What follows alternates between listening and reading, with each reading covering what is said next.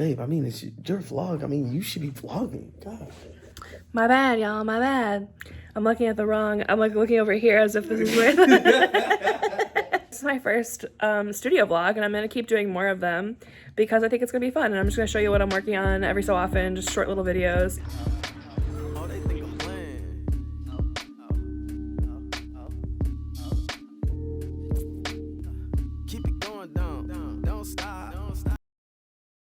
Welcome to the Nicki Show.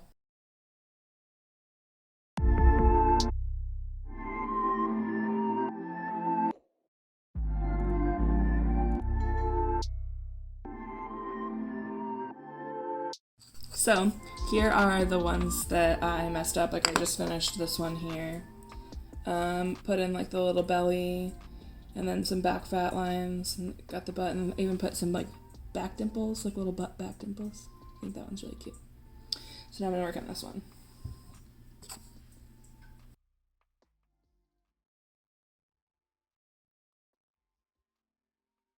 What got you started in the pottery? Oh, and pottery altogether. Well, when I was in middle school, so I lived in a small community. The middle school and the high school shared a parking lot. And at the end of the school year, the middle school students who were in art could go in their art class across the parking lot to go look at the high school kids' end of the year art show, like the senior art show. And so like seniors got to put any art that they wanted to from like their whole career in high school into the show, but like everybody else just got to put like what they did like that year or that semester in there. So I went over there and saw that some kids had done wheel throwing, and I was like, wait, what? You can do this? Because before we did like ceramics, but we just like hand build stuff, you know, like we would just like pinch pots and coil building and maybe slab building maybe. And so I saw that there was people like wheel throwing. And so for those who are just, you know, since let's just say like I don't know any terms. So for a layman like me, like what is a wheel? What are you talking about? It's the thing from Ghost that people are making pottery on that spins.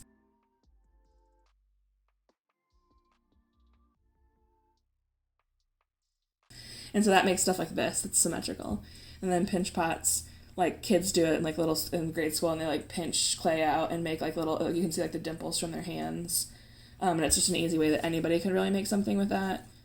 And then like coil and slab building are another two like common ways that people make pottery.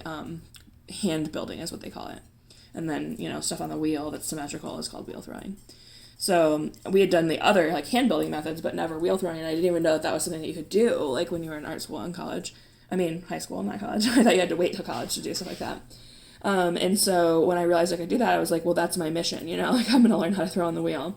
And so then I learned, though, that you had to take intro and advanced 2D and 3D art before you could take wheel throwing. So I did that, like, it's jam-packed into the first year that I could and tried to get it all done right away. And I think I had to wait till my sophomore year to do one of the advanced classes.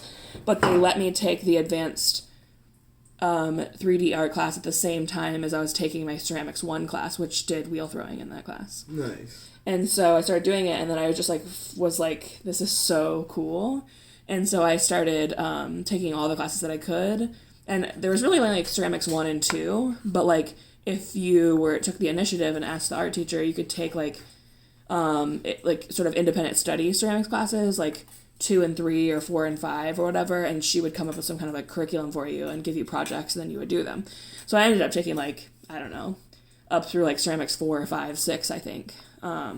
So my senior year, I had ceramics the first 2 periods of the day, the whole year.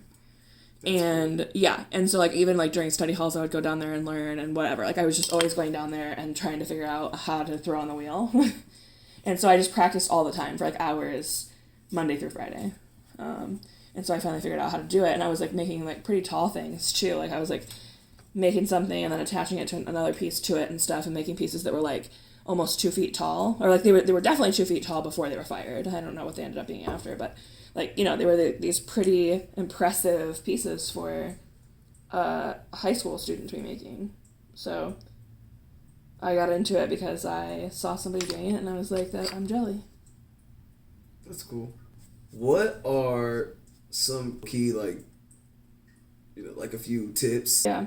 Yeah. So one is, I would say, utilize your resources, because it's like really easy to take for granted the fact that you're like in a studio that has like when you're in high school, you pay like $25 or something to take an art class, and then you can utilize everything that's there.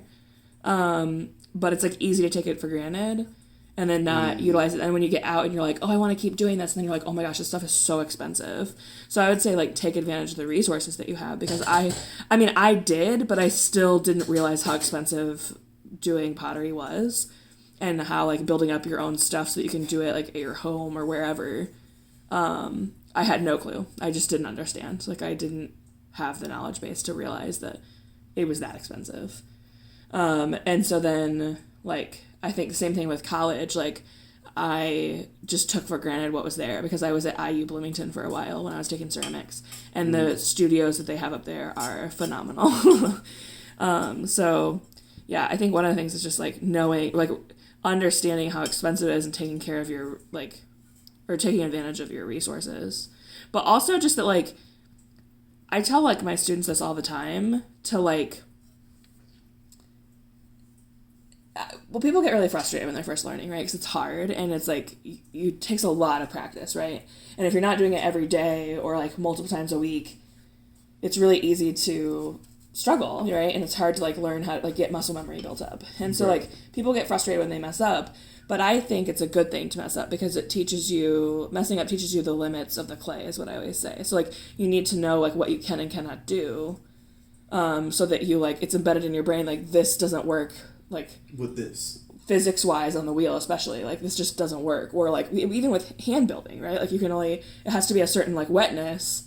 It can't be too wet, but it can't be too dry, or it won't stick together, and how the drying process works. So it's just like it's a matter of just like doing it and like putting in the time to like learn how it works. And when you mess up, you're just learning the limits of the clay.